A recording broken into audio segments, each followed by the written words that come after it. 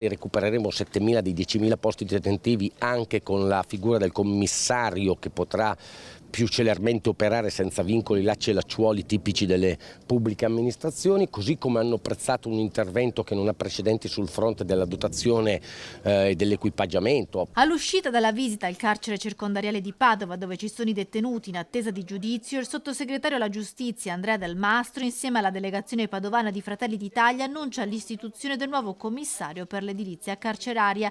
255 milioni investiti, potenziate anche le risorse per il personale. Una situazione complessa per le carenze di organico che abbiamo ereditato dal passato, in una col sovraffollamento che costituiscono un mix esplosivo sotto il profilo della sicurezza, ma uomini e donne della Polizia Penitenziaria hanno ben accolto i risultati del governo Meloni, oltre 10.250 assunzioni finanziate in solo 2 anni e 6 mesi di governo. Se tutti i precedenti sottosegretari avessero fatto altrettanto, oggi parleremmo di sovraffollamento di Polizia Penitenziaria e non di detenuti. Dalla relazione della Corte dei Conti sul piano carceri, però, l'analisi che emerge evidenzia situazioni critiche di sovraffollamento carcerario che soprattutto in Veneto, Lombardia, Puglia, Campania, Lazio e Sicilia assumono contorni ai limiti dell'emergenza. Il sottosegretario Del Mastro risponde così. Abbiamo ereditato una situazione per la quale nel passato non garantivano neanche il turnover dei pensionamenti.